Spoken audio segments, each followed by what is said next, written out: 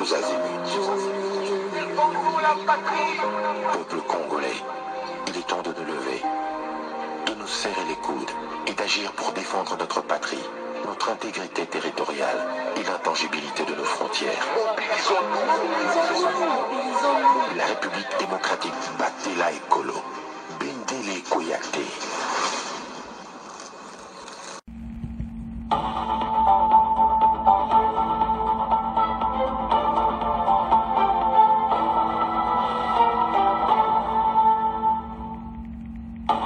Bonsoir, bonsoir, bonjour, c'est Congo News 24. Bande Konanga, comme toujours avant de commencer notre émission, nous disons merci à Dieu.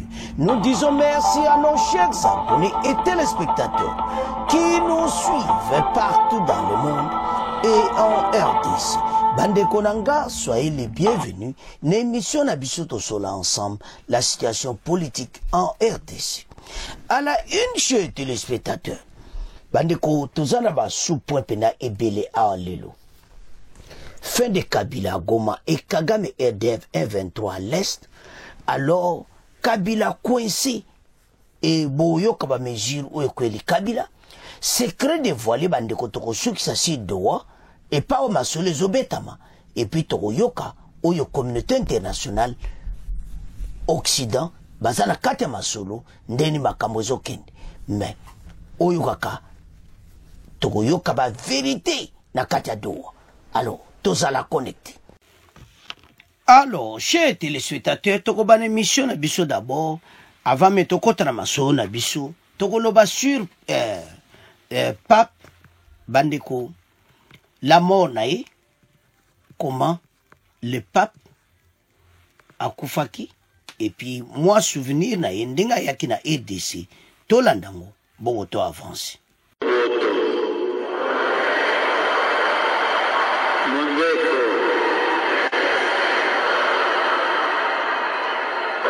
gioia, la gioia di vedervi e incontrarvi.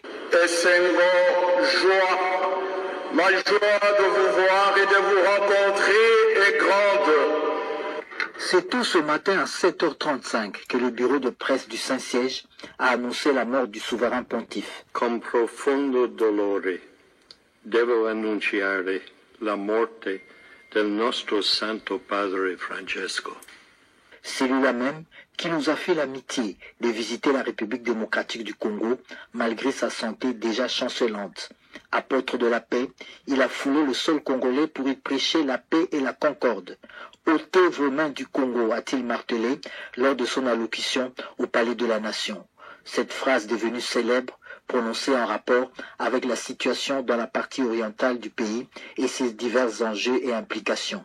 Francesco s'en va, il continuera d'influencer le monde catholique et au-delà par son message de paix, de justice sociale et de respect de l'environnement.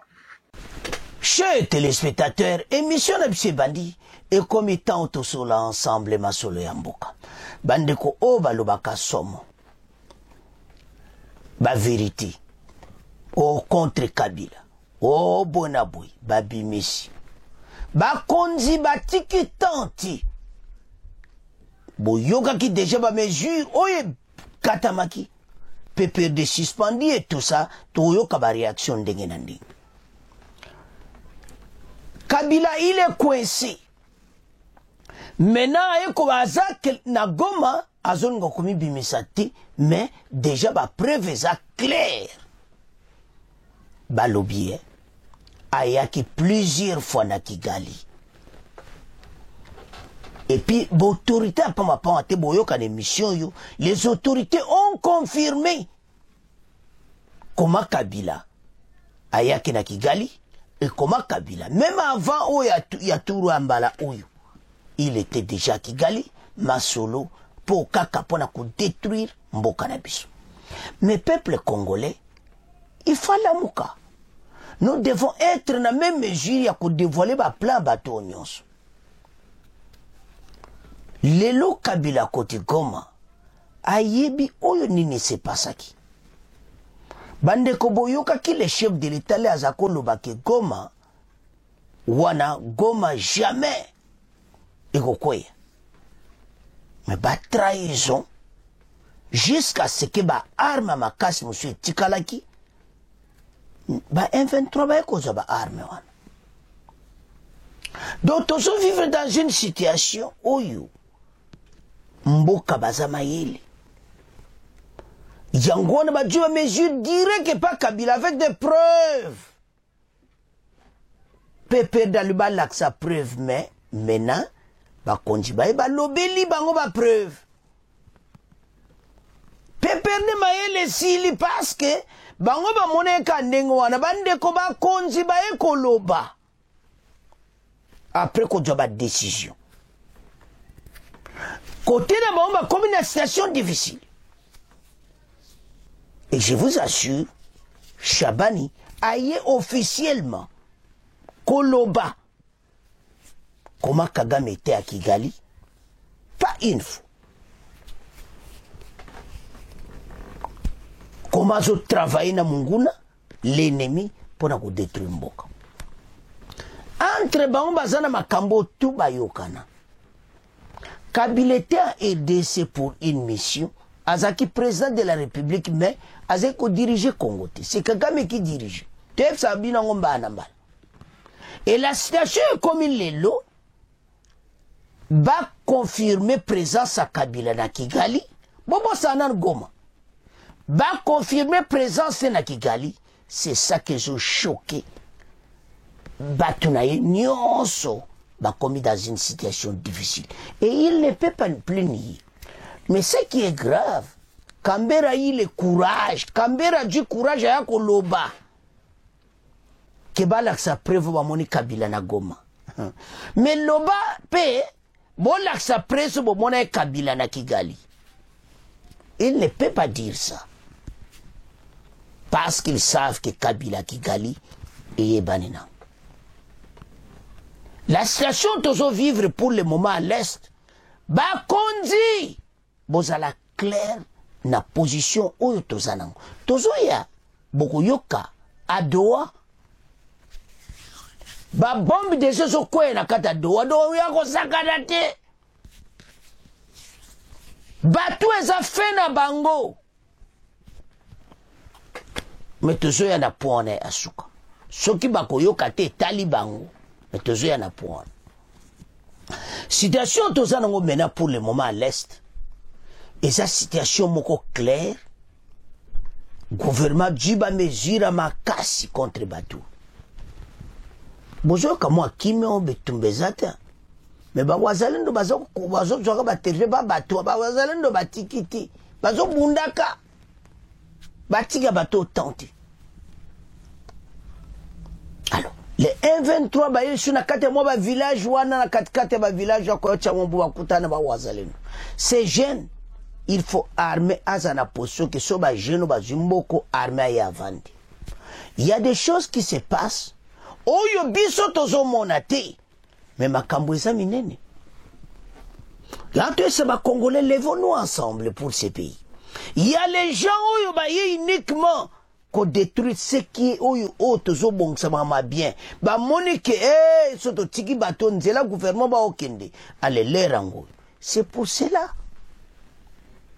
mais bah ça n'a pas problème sérieux parce que pour le moment l'auto lo bana Kabila et les autres Kabila azobosa na bateau tu ya bomaki Kabila yebi koma janda la kufana ba 1-23 kaka Ayebi batebele. Alors, tant que total ba makambo wana nyonso, ababomi combien?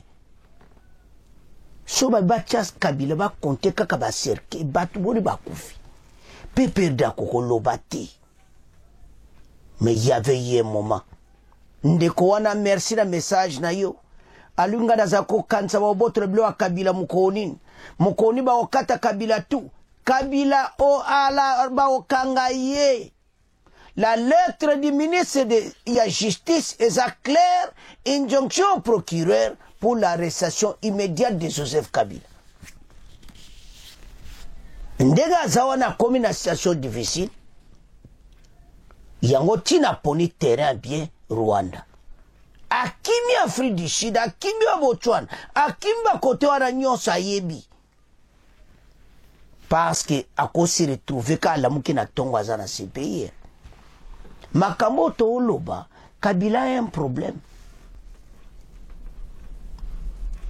Et oya kansaki que makambo ya sala kala, bakolandete oui, ils ont changé la constitution. A changé la constitution que bako kangete na makambo ya sala. L'ère azalaki président de la République. Omoni siko bakangie na nde mususu. Makambo to ya boma bato boko kangete. Il faut ba changer la constitution. Et maintenant tala makambo ba 123. To yebisa ibino ke nzambe basakana kana ete on peut bako jouer d'une manière d'une autre. Makolo na kati ya esto oh. Ata obatami. Ba mona kyo na Kigali. Les preuves sont là. Gouvernement zana ba preuve ya Kigali. Bon mon place problème ça ba congolais bazo comprendre ti. Mais comment ba mesure a besoin gouvernement zana ba preuve que Kabila est à Kigali. Était à Kigali. Yango Shabana ekoloba ngona ba congolais boyo ka des missions oyo. Soko mutu quelque part aza yoka te benge mission yo ko yoka koma Kabila zaki na Kigali. C'est pour ça que toutes les mesures quoi boyo kakambere akotanga jamais Kigali. Obo laksa preuve Kabila zana Goma. Mais loba pe bo laksa preuve Kabila zana Kigali. C'est là où le PPRD est suspendu. Baso coopérer na Monguna na ce moment.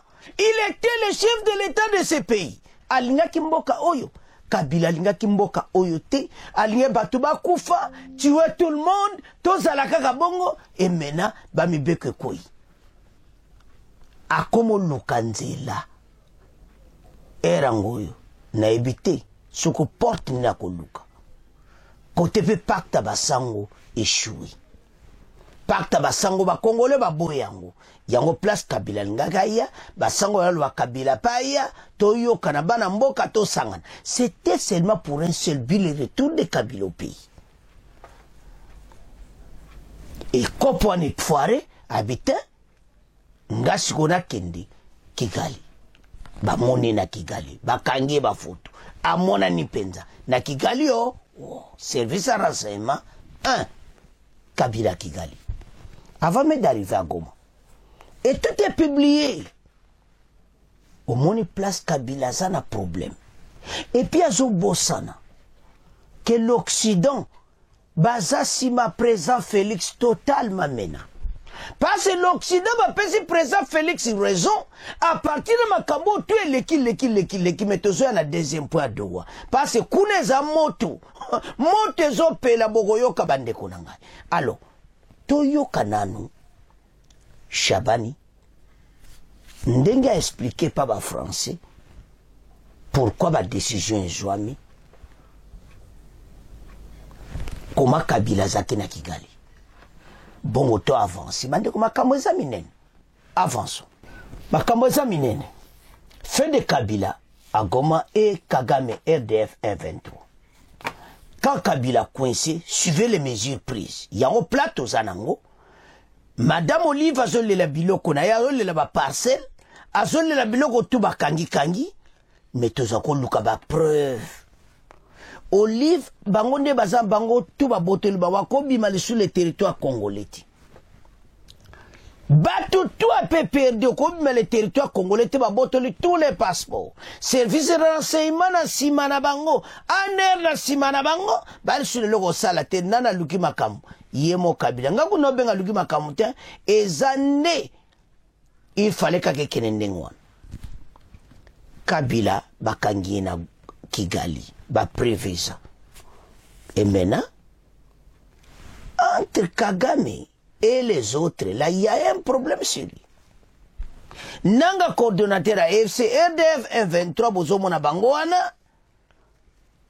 Ne 123 de bazawana ba se retirer na ba place ebele Makama deuxième point de Toyana. Va se retirer partout, va place Billy. La situation comme grave. La deuxième partie, Tokoyo Kapi, ministre des Affaires étrangères belge, Maxime Prévost, Tokoyo Kai.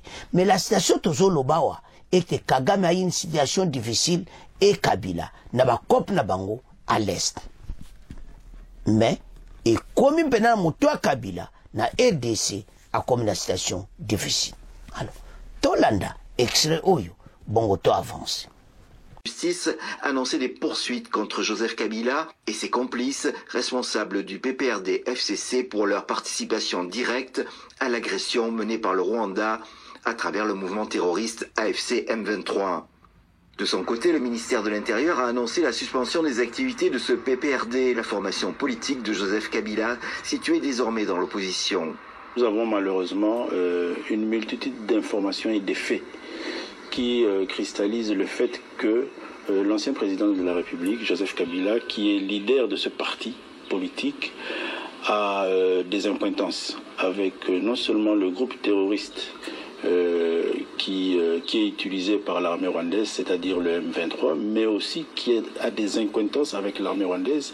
Il a séjourné à plusieurs reprises au Rwanda, à Kigali.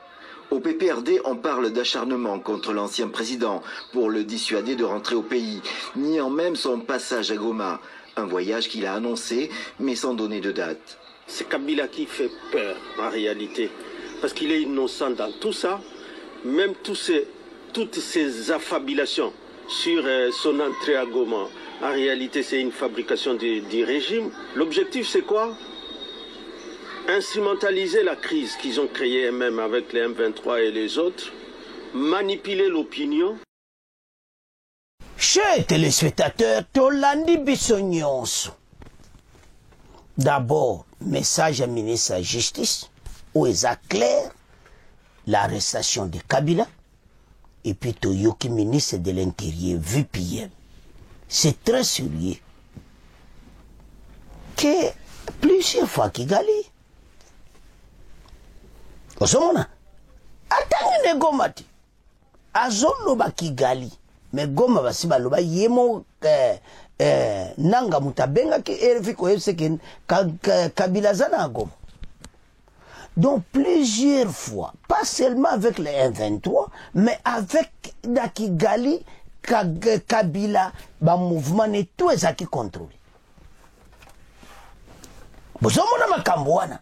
Et maintenant, comme tozana ba preuve à Kigali, c'est là où Kabila, bazako kangai. L'arrestation de Kabila est immédiate, et puis ndenga zawana, biloko te batune nyonso ba botel ba passeport ba ko quitter le sol congolais et les partis na bango ya PPD za suspendu.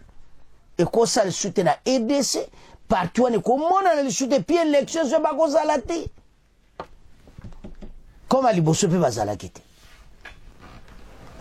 Tant to yoki makamba boy. Gouvernement mena de preuves. C'est pour ça que me beko boyoki yoki ba kelele ba congolais, réseaux sociaux za ko yinde tout ça. Je vais vous dire que ba preuve est clé. Le monsieur en question a commis une situation difficile tant na Hollande bela bazalo ba bino pe fachango pe faible akoka Kabila te asala Kabila lo côté. Combien de photos est bino mbana mbala adjoka tant era ngwazi décision. Il faut des preuves. Ba Congolais ba lo makambo yo kala. Mais il fallait tous en avoir preuve tangible. Kabila était à Kigali plusieurs fois Bolandi VPM. Ce monsieur a détruit le Mokanabiso d'abord a bomi armée nyonso Kabila. Bossi bomona pays ni nango dirigé pays pendant 20 ans. Pendant les 20 ans, tu as recrutement zati. L'armée est zati. Donc, armée coûte baza ko entraîner bangoti. Kabila n'a même pas fait ça dans moins que fa bomana armée mission na yi na Kagame zala qui a détruire dans armée na biso. Bango ba avancer c'est ça. Mais l'ennemi a une situation difficile pour le moment. tout ce que bazoluka baza sous la place de Kabila coincé, on va tout emporter. Bako botola ba bien nyonso. Kingankati komi ya biso moko. Et comme le gouvernement, bokendaka kuna sobo kota kuna mbongo komo kota na banque centrale yaba visiter. Parce que d'abord banyama babobtala. Boyi bato balingi pena mboko te. Ba juna no jardin zoologique na biso babomian. Bako sala kingankati. Donc ce qu'ils ont fait et ça ka mboko ezalati wana ba congolais belé. Bazane sengo ba décision oyo gouvernement a zui ete Kabila ba botola tous les biens biloko nyonso mbongo eza ya biso moko ba milliardaire na ba milliard na yazango libanda ayeba ete bilia kebikoki les messieurs asa zongene Rwanda, je vous assure que zongene Rwanda les messagers aux jamais na aide ça zongene Rwanda, c'est fini pour lui parce que ndenga zawana ayebi que c'est fini.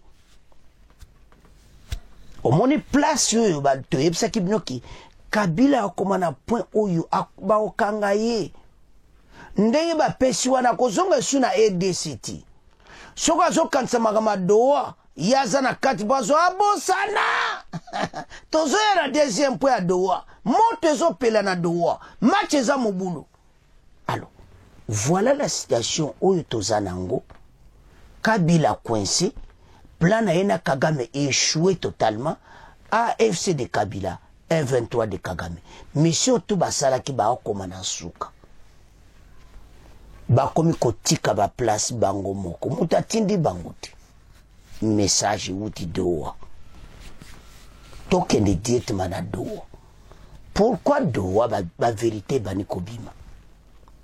Un diplomate européen Moutabimisi oezo le Canada. Et puis moi interview Petrotia, il y a ministre belge, il y a affaires étrangères pour comprendre déjà ba idée wana que baza ko imposer na masolo ezo betama.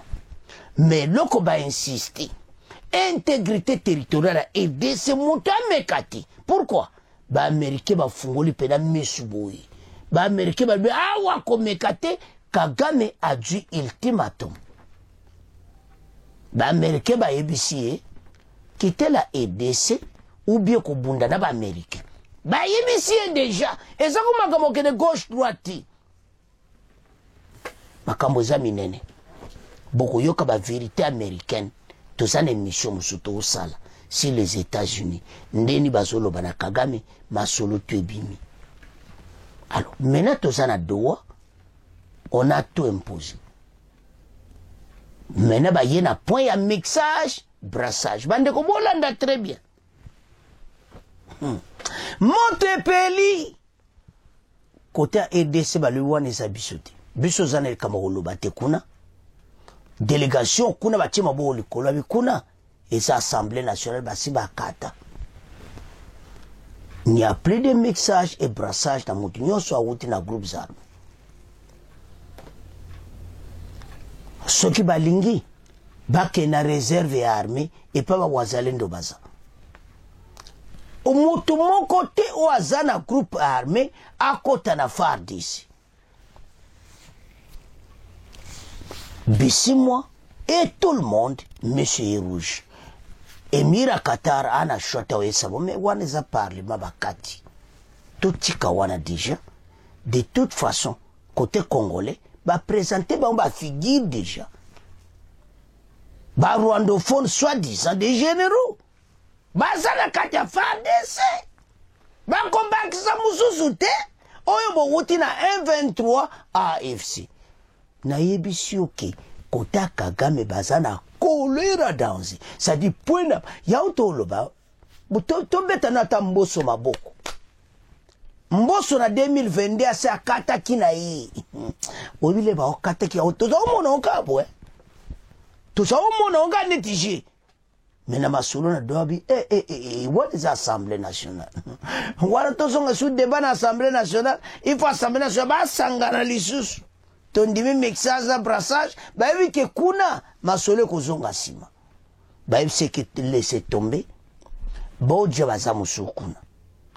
Ce qui bozana posa beaucoup kota na FARDC mais beaucoup na la réserve ya armée bokota bao baza ba congolais na ba wazalendo tabo koma kana réserve armée balubika ka ya kutumba yaka talaga muto ya bia mais yo na ebioti waya kutumba taliena mais yo na ebioti yo zana armée rwandaise bakoza na problème sérieux pas ce mixage na brassage bakangi porte mais côté réserve armée na ba wazalendo match baby match côté mobudu ba combinaison yo ka bodobodo côté yo kana Dubai Montepeli makamwe koma naona suka bandiko makamwe ke rapide et loko to gagné mboso na 2022 pas de mixage et brassage gouvernement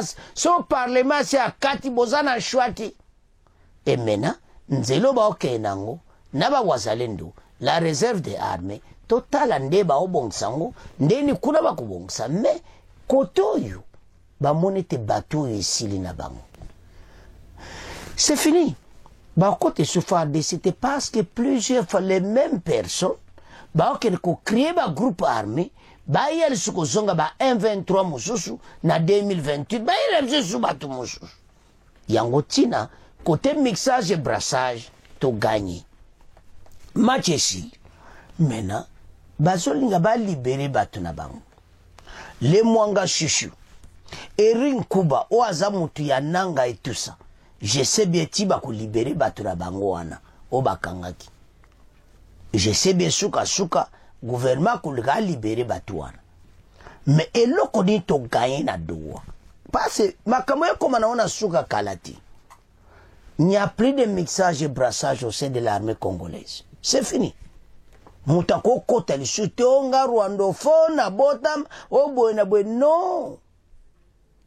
Wana parlement mutakata. Au quoi changer parlement, bozong ça on a parlement kasi. Même délégation à Kinshasa ba kuna doa, bozong ça na parlement kasi. Ba que parlement ko voter ne ka bongo ndenge zalaki. La situation toujours vivre pour le moment, ba avance mes alliés.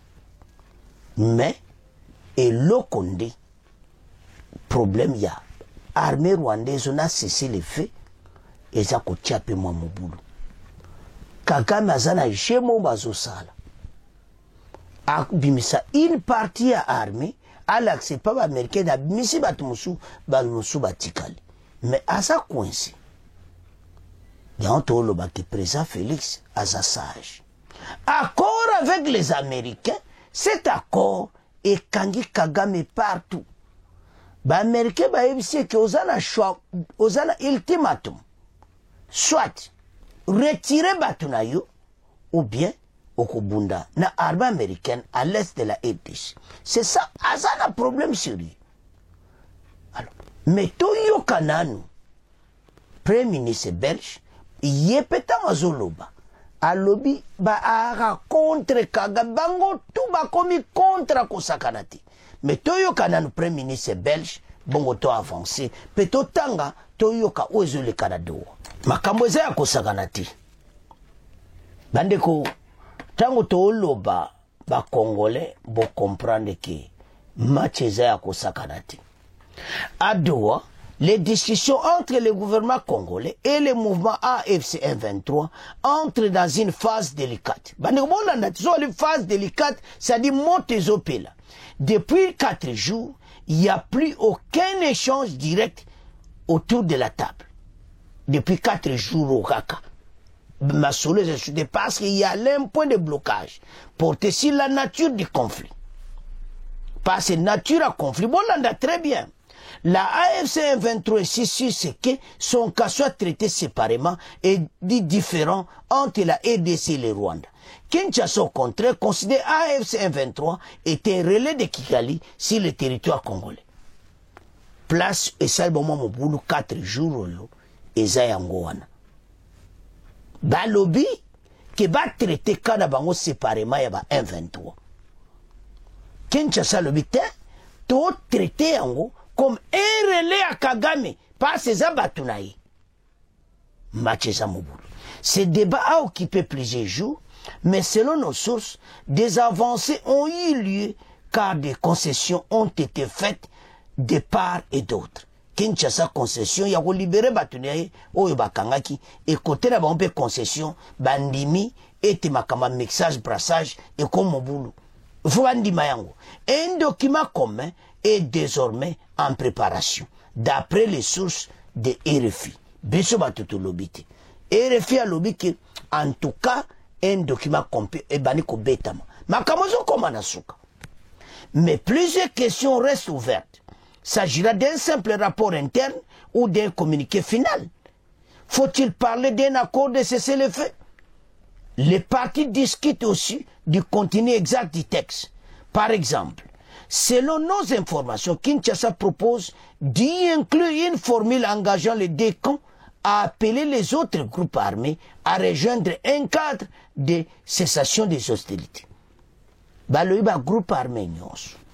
Bango tout. Il faut faire des hostilités. Enfin, l'un des points les plus sensibles reste celui des mesures de confiance à mettre en œuvre. Celui-ci serait destiné à matérialiser les engagements sur le terrain. C'est un processus toujours fragile, mais aussi actif. Note avec espoir un diplomate occidental qui suit ces discussions. Un diplomate occidental a zawana, mais toyo ka Maxime ndenga koloba, bo comprendre que masolo ezana cannabis. Ezaya ko inda, esi indi, toyo ka Maxime. On regrette évidemment l'usage fallacieux qui est fait par les autorités rwandaises de l'argument d'une certaine nostalgie colonialiste pour en fait servir de paravent aux propres turpitudes du régime et à la manière insidieuse avec laquelle il soutient les forces du M23 à l'est du Congo. Ce qui est important pour la Belgique, en RDC comme partout ailleurs, c'est ce qui fait notre cohérence, c'est de défendre les principes de justice, de droit international, d'intégrité territoriale, de souveraineté, et bien sûr que la RDC doit également pouvoir porter un regard critique sur elle-même, sur la manière dont son dialogue national entre les forces politiques est organisé, sa gouvernance, mais ça ne peut en aucun cas servir de prétexte à mettre à mal son intégrité territoriale. Et les choses ont été dites clairement, je le réaffirme, je l'assume. Ça n'a probablement pas plu à Kigali, je peux l'entendre, mais je reste en tout cas désireux d'un maintien d'un dialogue. Vous savez, même avec la Russie, et pourtant on n'est pas suspect de dénoncer ces agissements à l'est du continent européen, en Ukraine, les canaux diplomatiques restent malgré tout ouverts. Et donc je pense que la décision rwandaise a été très radicale, probablement trop radicale, et donc j'ose espérer qu'une fois que la poussière sera retombée, on trouvera les voies d'un dialogue utile, parce que il faut que tous les acteurs de la région des Grands Lacs puissent prendre part à une solution de paix qui soit pérenne et nécessaire et urgente au vu du drame vécu à l'est du Congo. L'ancienne puissance a un rôle à jouer, sachant qu'elle semble avoir pris position contre l'un ou pour l'autre. Nous n'avons pas pris position contre quiconque, nous avons pris position pour des principes de droit international. Et c'est ça que nous répétons et que nous tentons d'expliquer. Et donc partout où nous aurons l'occasion de pouvoir répéter ce message, nous le ferons, avec la volonté de pouvoir jouer l'apaisement, de pouvoir jouer aussi un rôle vers la paix. Maintenant, il est certain qu'il faut que tous les acteurs acceptent cela, se mettent en capacité d'écoute. Et moi, plus que d'essayer de chercher une gloriole quelconque pour la Belgique, ce qui m'importe, c'est qu'une solution rapide, y compris par l'intermédiation d'autres acteurs internationaux que la Belgique, puisse être en œuvre et que rapidement, alors, l'apaisement puisse être trouvé. Et le rôle que nous souhaitons incarner, celui d'une force de solution, mais aussi une force d'indignation quand c'est nécessaire, et veiller à ce que chacun pose les gestes utiles, y compris dans les frontières de la RDC. Banamboka tolandi biso nyonso omoni makambo nde tolobaki wana ministre affaires étrangères belge makambo eza minene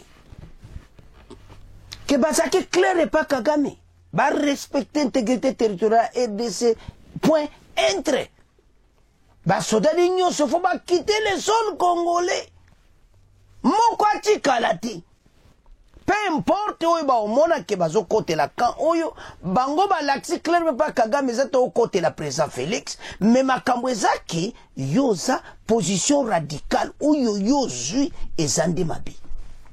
Comment Kagame akosaka résoudre baproblème ya Rwandais na RDC? Osomo makambo azosala te toloba yango na Minembwe yango fo FARDC bosala tu Minembwe akoma ya kosamba makambo na ye azo profiter très rapide pas à sur attente makambo sila nous allons tout récupérer. Oaza Congolais batala yi t'as tous ces gens bazan un problème sérieux parce qu'il faut la place à Botama na RDC alors que tout point mobimaya akotsa armée rwandaise oyo tout bozo mona wana et ça armée rwandaise. Merci Maxime Prévost ministre belge azaki clair yangwana image nde boyoki image ya makambo ezoleka na doa à notre faveur bakomi coincé bango nyonso bakomi zebele yango momoni Kabila aponi ne kaka Rwanda bazibambwe bakote wana o se retrouver boza wapi na CPI mutu naye Kagame wow. Ndenga zaona zongi na yalaksi bino clairement kilaza Rwanda eza suma kama kulubu konstate eza makama okene gauche droite et c'est fini.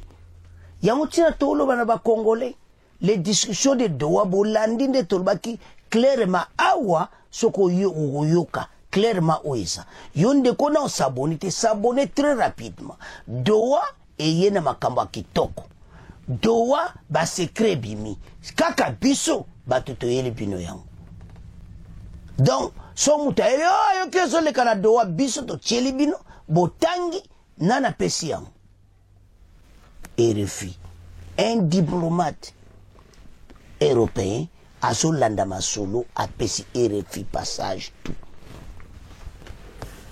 donc ndenge zo le kakuna yango boyoki de botangi wana boyoki brassage et mixage hey yango tia toyo bana binoke bato bakomi na suka osomona eloko pene tiaki mobulu mikolo tunde totangi wana 4 jours kutu basololiti kaka bazosola na kan baosola kan oyo esala à peu près 4 jours avant bayozonga les choses sur la table eza que ba 1-23 balinga batraité bango séparément comme un mouvement congolais.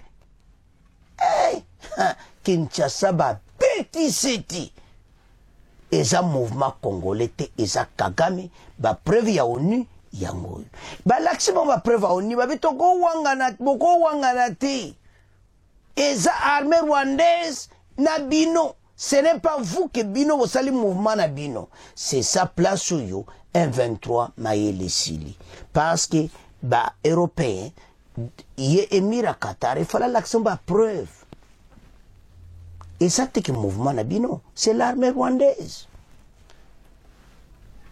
Nations Unies expert bazana confiance na bango.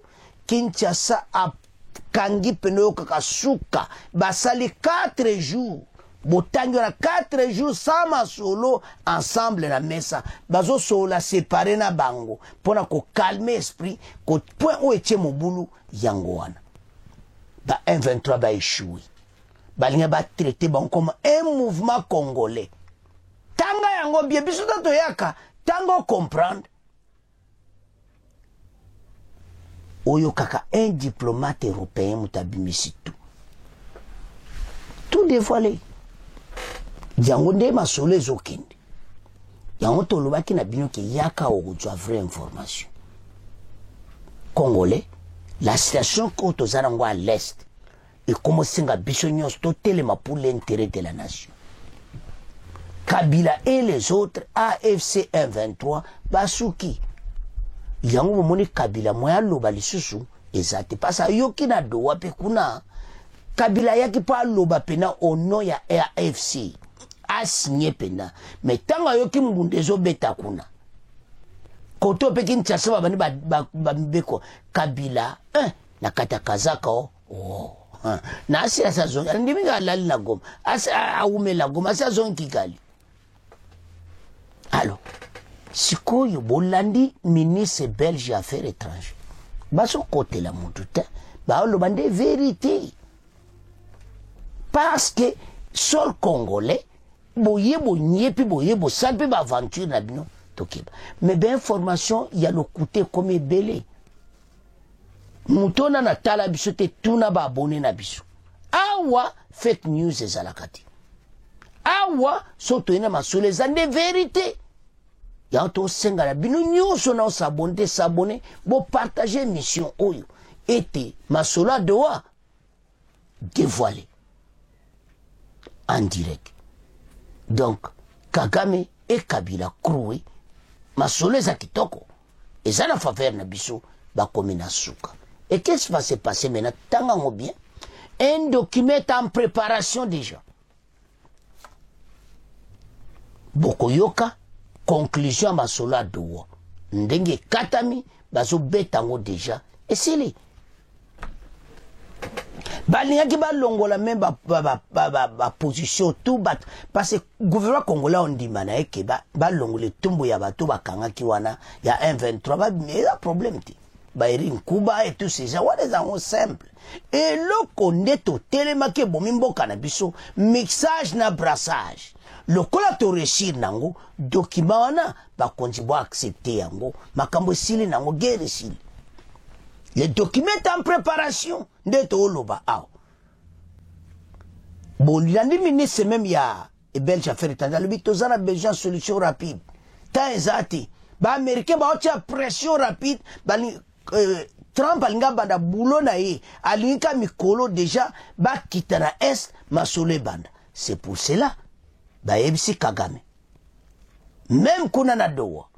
Yoka. Ultimatum, vous avez des choix. Joa armée na yo, nyon sokoti kati, bo quitter le sol congolais, ou bien en face na armée américaine. Et Zayako, Yinda, et si yindi mende to tangi. Bo monite ke mena, et zaba, tango ba véritable ebimi, congolais faut sepela. Ton landi même ministre, affaires étrangères belge, il était clair.